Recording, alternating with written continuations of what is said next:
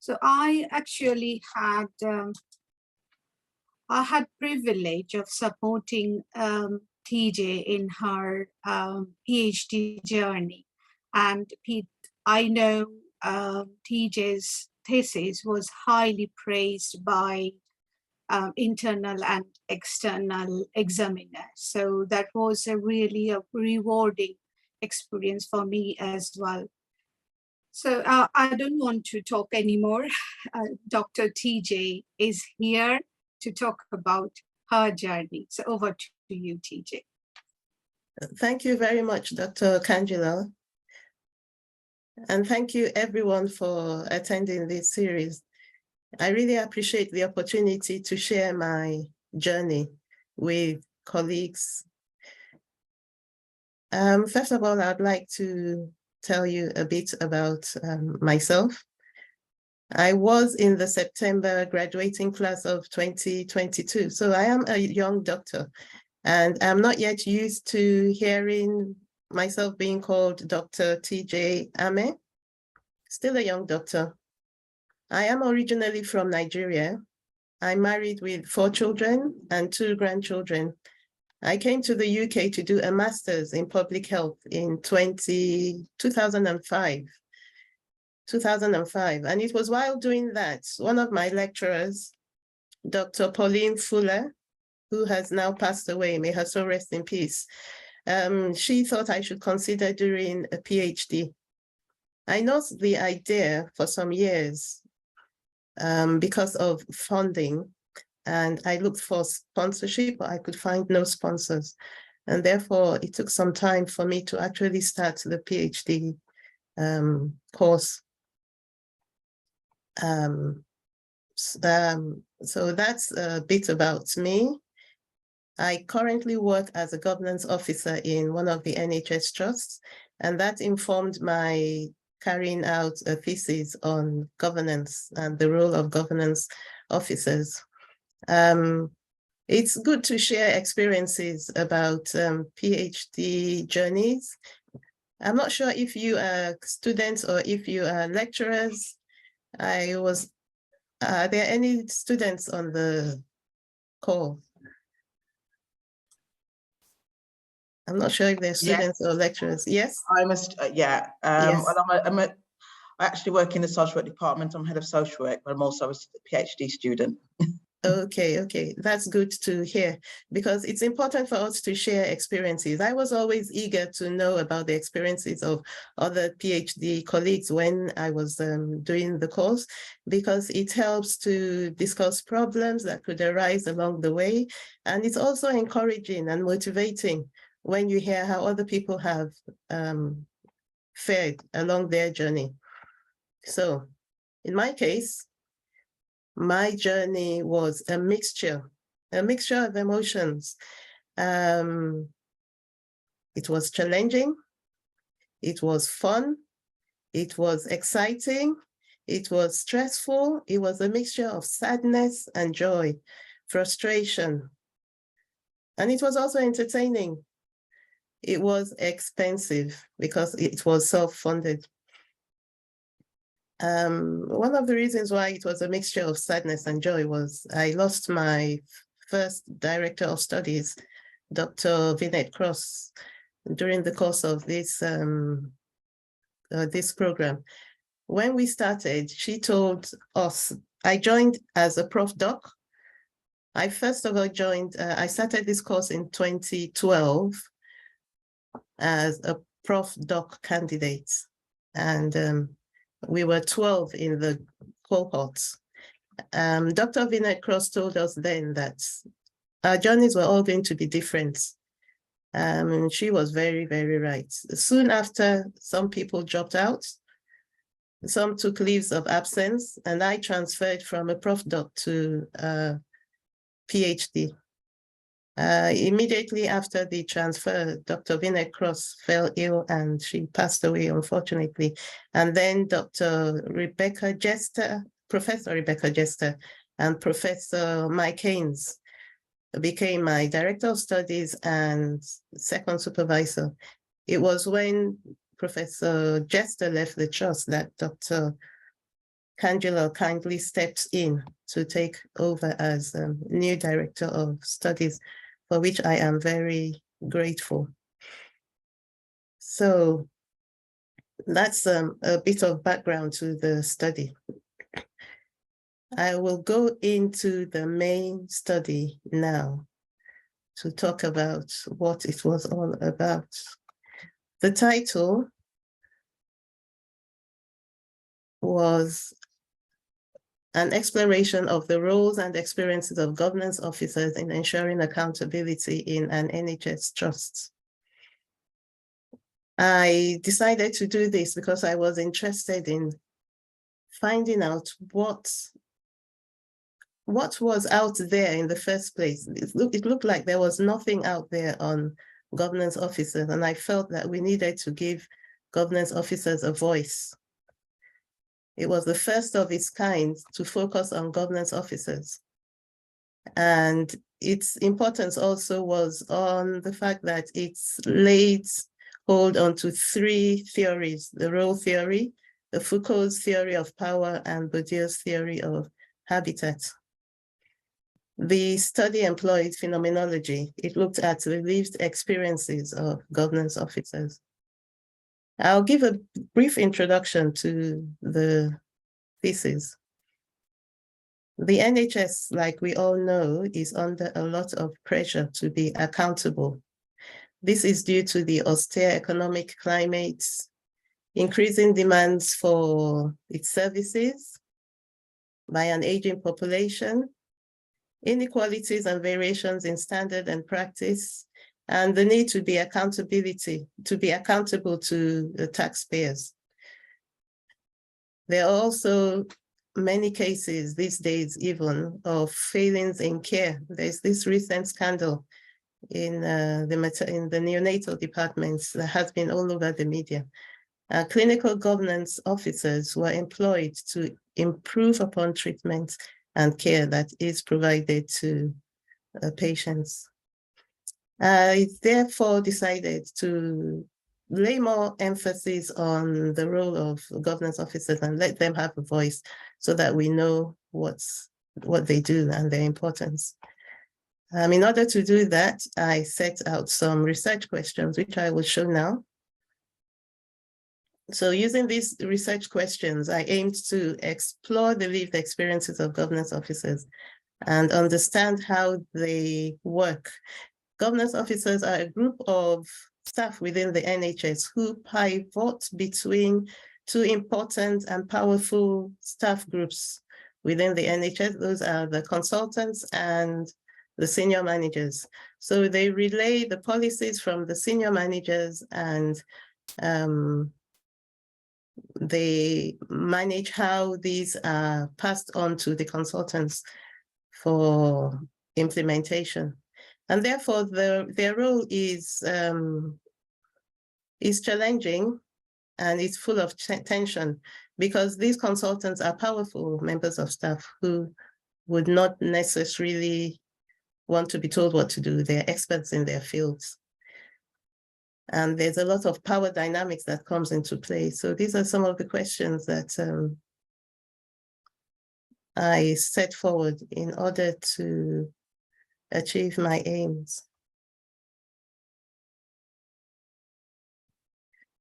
And in order to do that, I first of all needed to obtain ethical approval from the NHS and from the University of Wolverhampton.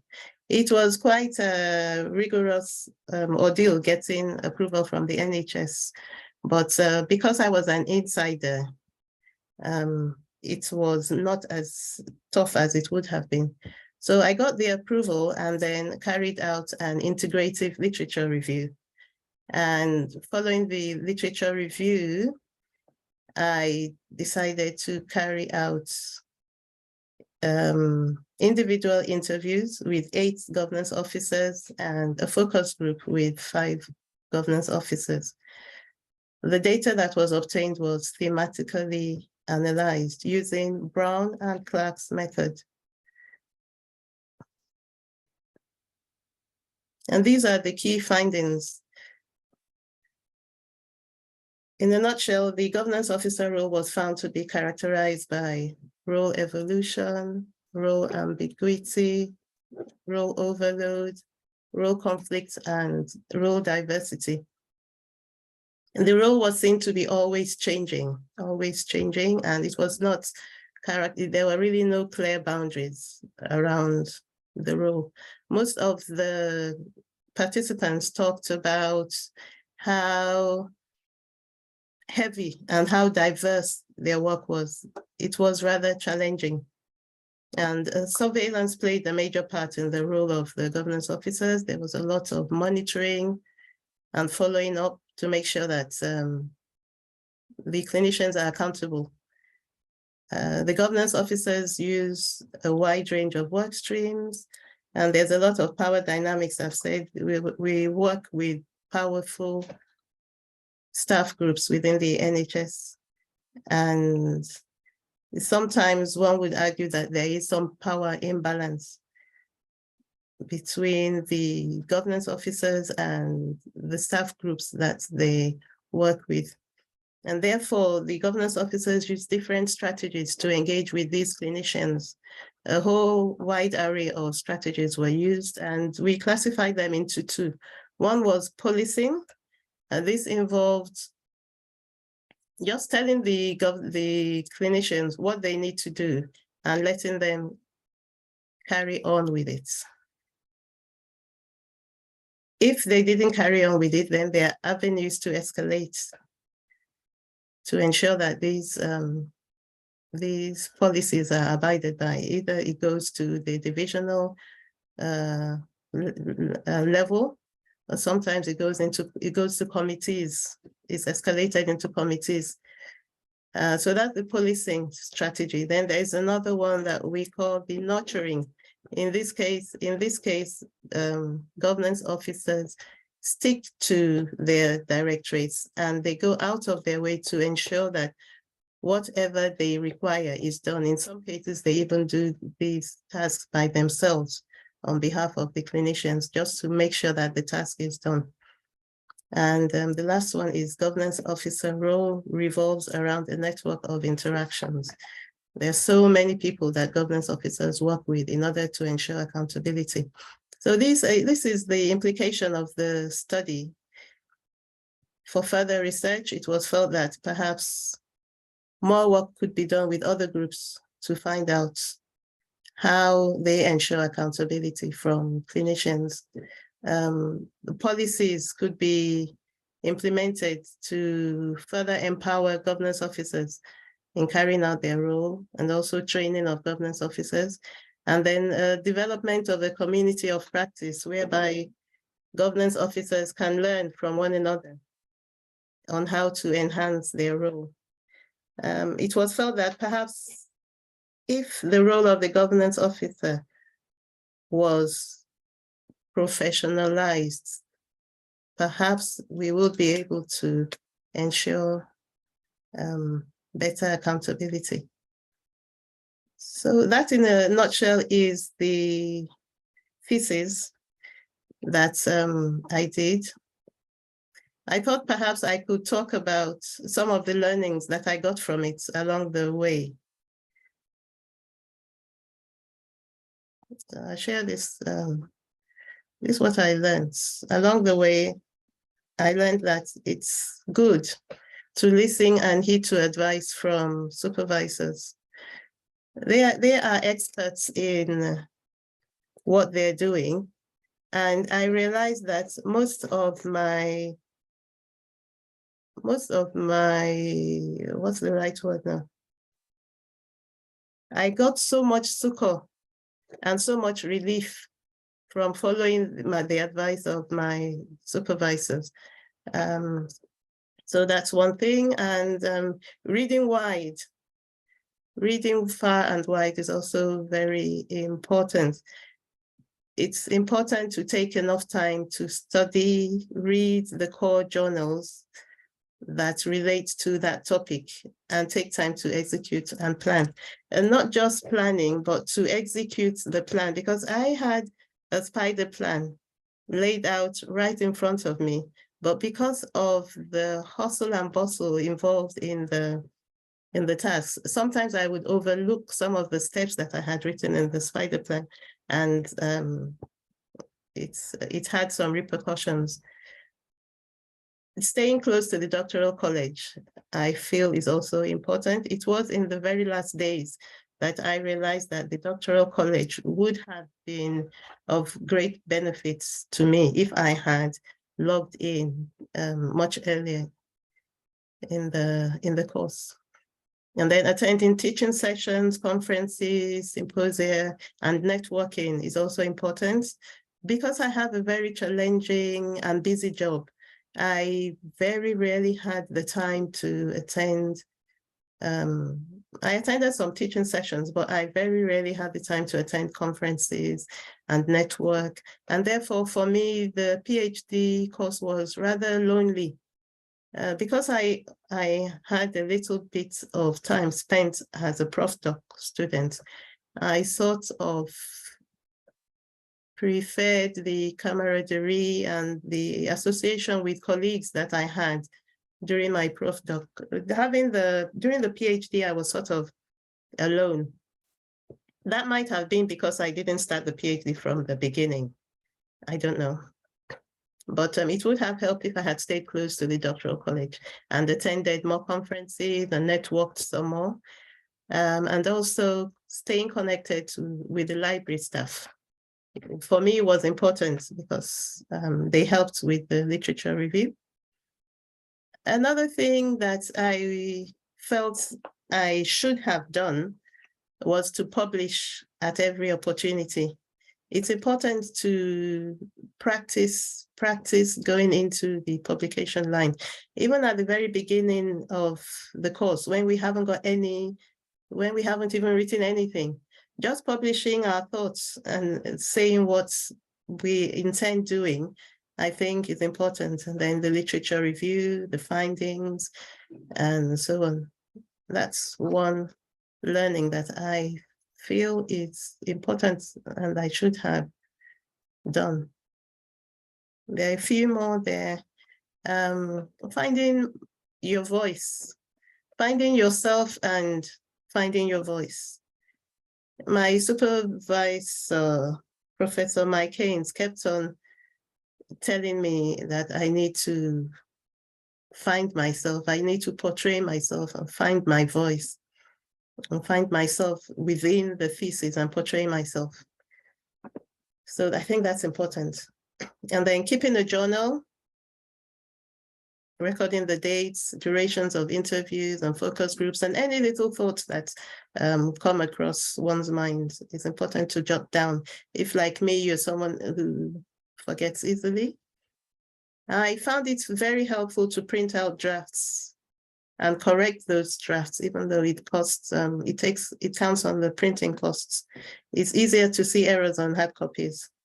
So before I would submit anything to my supervisors, I would print it out first. I would correct it electronically, print it out, correct again, and then make those corrections on the copies. And for the interviews and focus groups, I found it was useful to use more than one recorder, just in case one recorder does not function. And then to reference the renowned researchers in the field that one is working on. It was a good thing, I felt, that I had put a good amount of research on the examiner during the Viva. The examiner for the Viva, I put his work in the thesis, and he felt pleased that I had acknowledged his work, which I felt was good. And also to triple check the reference lists, triple check, and then check again. And also the thesis, read, and read again, because we can never see all the errors, I don't think, but the more we see and correct, the better for us. So I read and corrected as much as possible. And then it's important to make a conscious effort to remain connected with family and friends, because the thesis comes and after some time it goes. And it takes a long time. For me, it has taken a big chunk out of my working life. And my family and friends have sort of bared the brunt.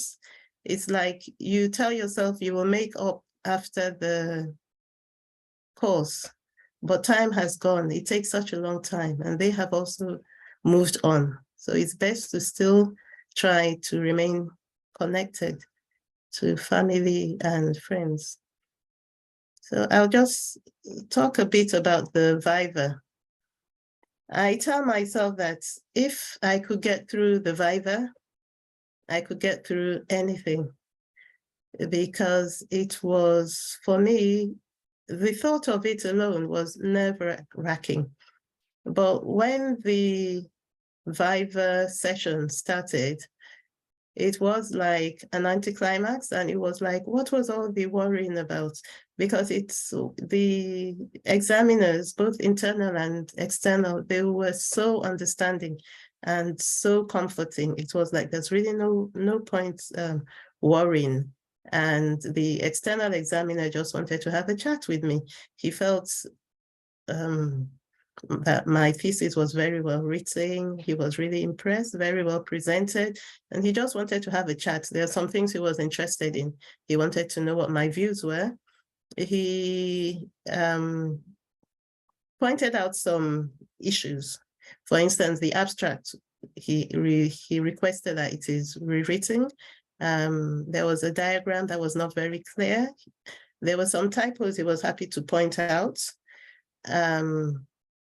Change a capital W to a small w to add on instead of depends. Little things that I had overseen. And then instead of using data is, it should be data are. So I had to change that in all areas and also provide codes for something.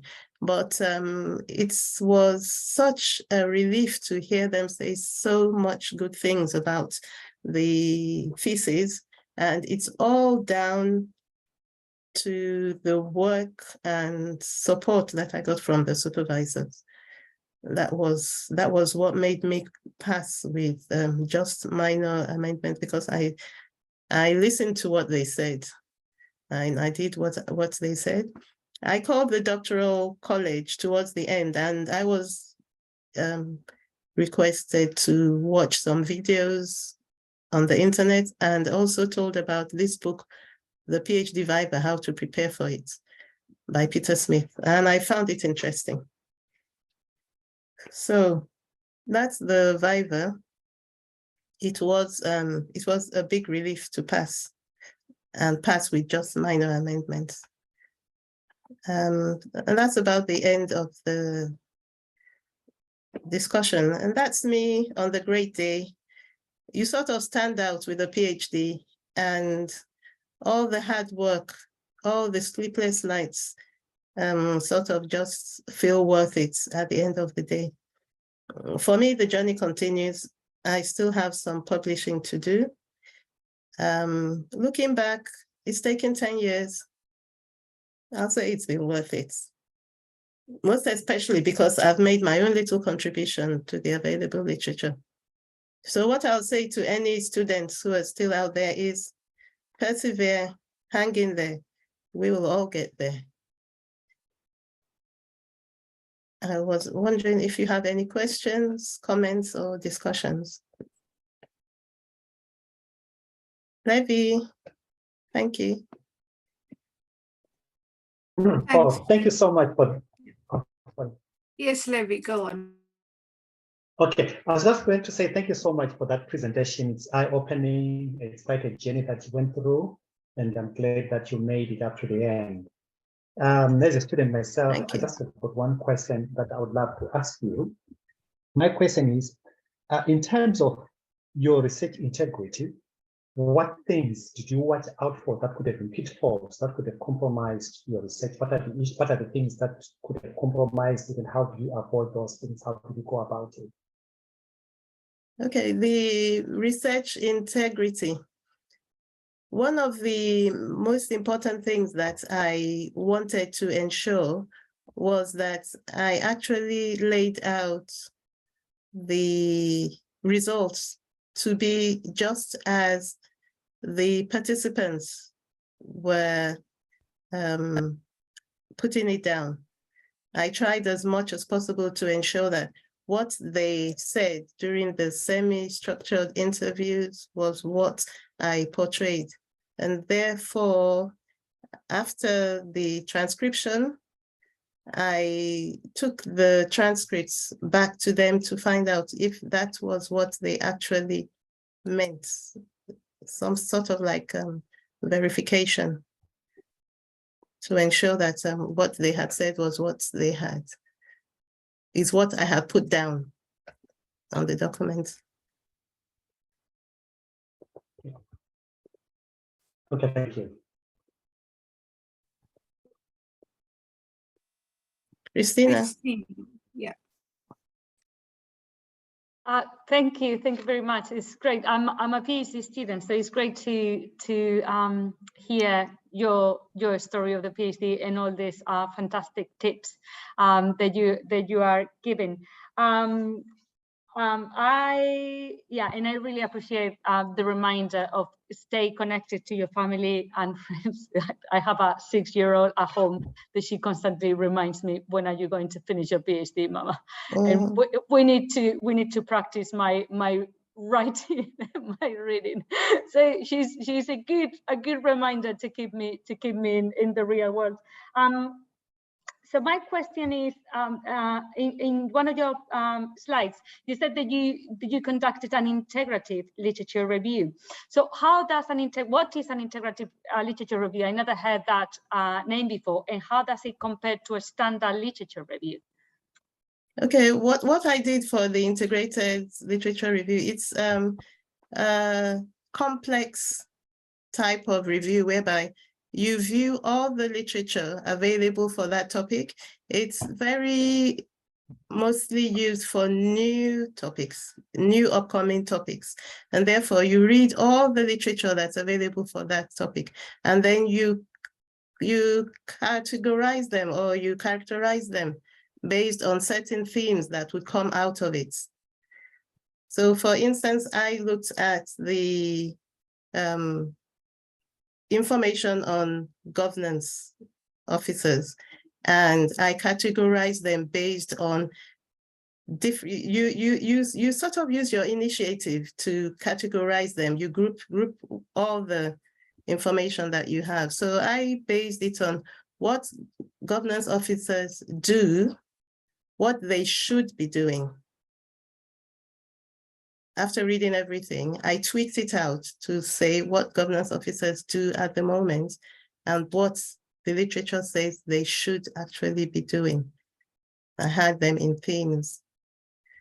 So it's different from the systematic and other types of literature review, because you can use this for both qualitative studies and quantitative studies. It does not discriminate.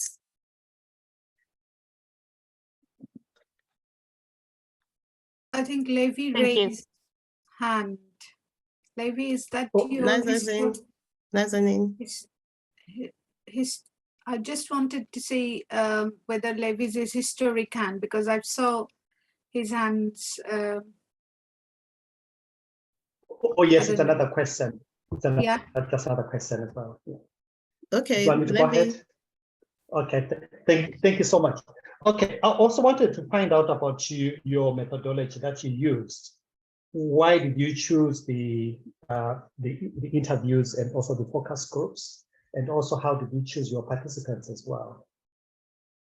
Okay, I chose the interviews because of the research questions. I felt that the semi-structured or individual interviews would be best suited to answer my research questions. And what was the other question again, Levi? And also in terms of your participants, how did you choose? And your then how did I participants as well? choose the participants? Because the research questions were on governance officers, I felt the best group of people to answer my questions would be governance officers.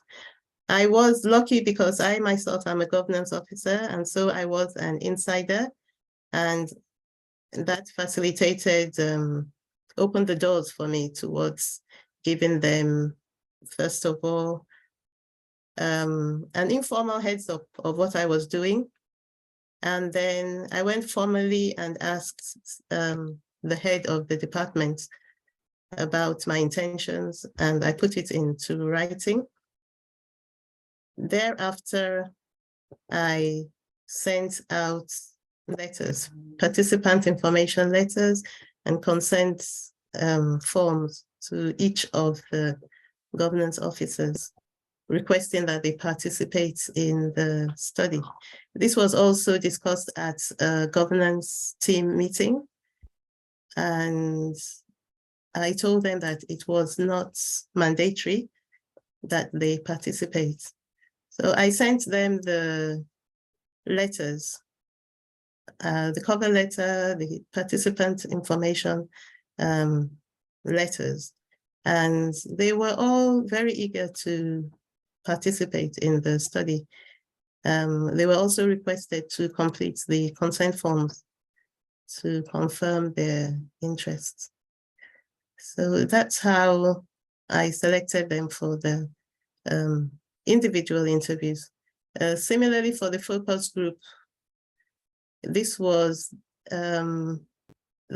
even better accepted by the management because it was not going to take up too much time. With regard to the semi-structured, the management team felt that taking out governance officers for maybe 45 minutes, 1 hour would take out time from their office work. But with the focus group, because they were all going to be together at the same time, there was not too much of resistance from the management team. I hope I've answered your question. Thank you so much. That's quite helpful. Thank you. Thank you. Nazanin, Thanks, sorry. Yeah, it's Yeah. Nazanin. Sorry. No, that's fine. Wait. First of all, thank you so much for very good presentation. Thanks a lot. Yes, Thank you explained you didn't follow systematic review for your literature review, and you applied qualitative and quantitative literature review. May I ask which resource you use for your literature review and which type of data analysis you applied for them? Okay, for the literature review, I went on quite a number of databases. I went on Sino, there was Sino, Ahmed, Medline. Yeah, those are some of the databases that I went on. I used the library staff to help with this data review. I also went on core journals. I looked up core journals relating to governance. That was just hand searching outside the database in order to get related articles.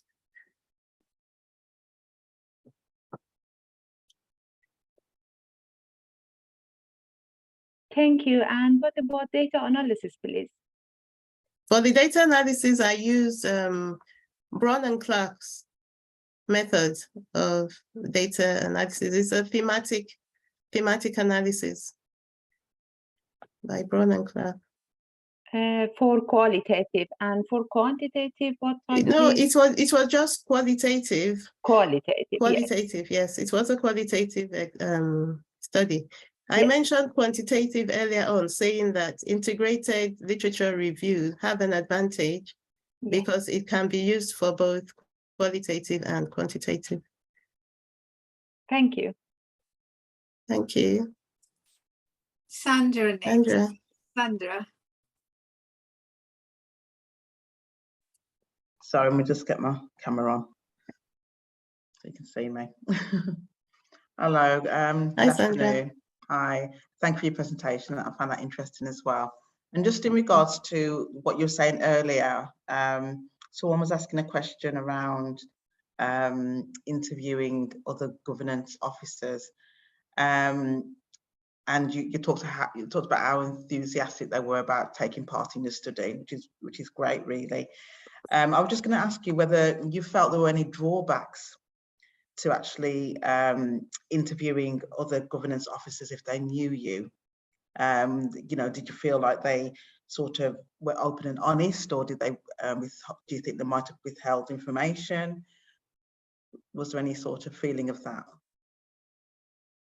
I will say in some cases, it was like some of them were giving me responses because they felt I was one of them. And it was like they know that I know what goes on anyway. And therefore, they didn't really go out of their way to say what they might have said to an outsider. Because I was an insider, they knew that I know what goes on. And I feel perhaps one could argue that that might have provided some bias. Yeah, because there's always that issue about researcher influence, whether or not you intentionally, which you wouldn't as a researcher, but you know, it affects the way that people respond, you know, Yeah. in terms of like when they ask a question, in terms Yeah. of whether they're going to be really open and honest, or whether they're going to say what they want you to hear. I think as much as possible they were being open and honest, because they know that I would always know whether they were telling me the truth or not. Yeah. No, that's great, thank you.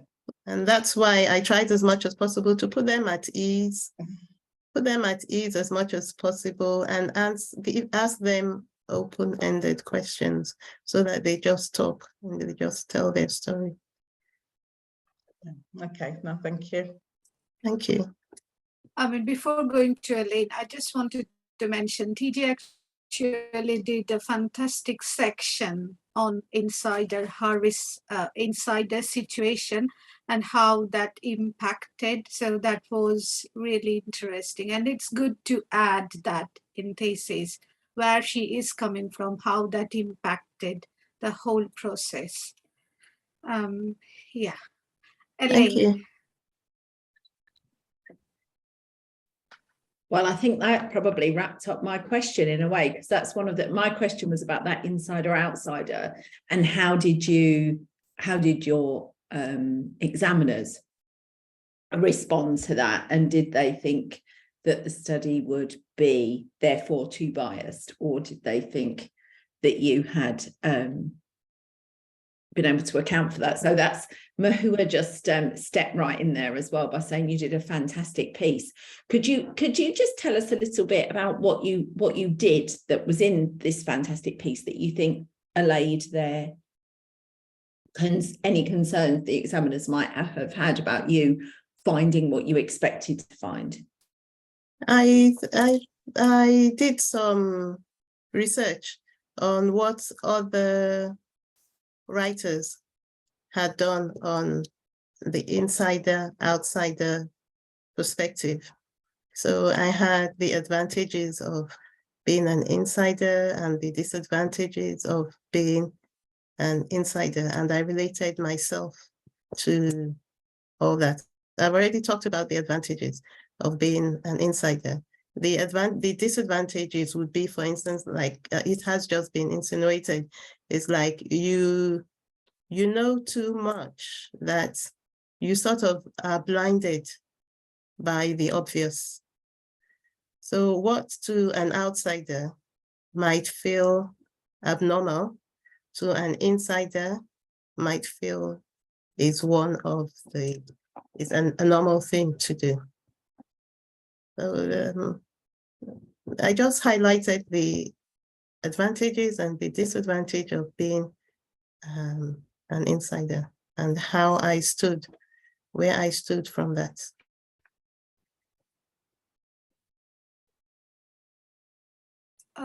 TJ, Thank in chat, actually, Levi requested whether your contact details can be shared for further discussion.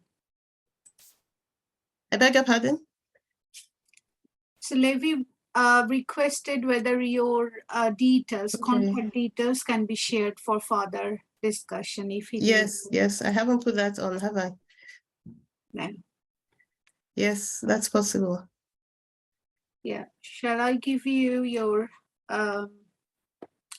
Will you be able to pass that on? yeah, I can. Yeah, Thank you. that's fine. Thank you. Any questions? Any other Any other questions? questions? But thank you so much. This is really lovely, and I've always enjoyed working with you. There is no question. Levi, yeah, Levi raised her hand. Raised his Okay. hand again. Sorry. Okay, sorry to harass you so much. Questions. Just one more. You know, your ethical approval.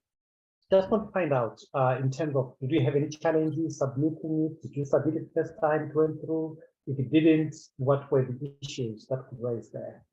The ethical. Yes, ethical approval, yeah. Okay, ethical approval. For the university, it was quite straightforward. But for the NHS, Yeah. it was like, I had to do a course. I had to do a course first. And then after the course, we had to submit a lot of documents. We had to submit a lot of documents and fill a lot of forms. These were taken outside the trust to the wider NHS body for approval. So before they came back, it took a long time, and sometimes they would request for some more documents. This was about 9 years ago. I cannot remember the specific documents, but I know that getting approval from the NHS is not always very easy. Okay, thank you. Thanks. And Mark Groves, he said, thank you, very interesting. Your determination has paid off. Pauline would be very proud. Yeah, Pardon? I knew Pauline. Pauline was my mentor. I owe Pauline all my journey in higher education, to be honest. From the first day I went for an interview to do the Masters in health studies. So, yeah, really interesting to hear that. And I think, yeah, I mean, you said you did this over 10 years part-time. I think that shows to me an incredible level of determination. So I salute you. Thank you. Thank you. It did take a long time. But you know, one consolation I had was on the graduation day, there was a colleague of mine who did a prof doc. We graduated together. Leaving the prof doc for the PhD came with more work, more responsibility, because I had to widen the scope. And I felt that that would take longer, and that most of my colleagues who I had left in the prof doc would graduate before me. Yeah. But on that day, we were together and we were chatting, we graduated together. And she told me of some who had not yet even graduated. So I felt, even though I had come away to do a PhD, which was more work, it took a long time. I don't normally tell people how long it took. This is the first group I have really opened up to say it took 10 years. It took a very long time. But at the end of the day, I'm glad it's all over. You got there. I got there, yeah. And we will all get there. It's just perseverance and hanging in. Like another lecturer said, she said, just hang in there. Just hang in. Yeah. Well, thank you for sharing your experiences and for being so open. Thank you. Thank you. Thanks so much again, Dr. TJ, and everyone for your questions and lovely discussion. I really enjoyed, and I hope you enjoyed too. So thank you. Thank you. Thank you very much for inviting me again. Thank you You're so most much. welcome. And you can join us again if you want to share any of your specific findings. So yeah, Okay. anytime. Thank you. Thank you, Dr. Tangelo. Bye-bye. Bye. Bye. Bye-bye. I'll stop sharing now. Goodbye.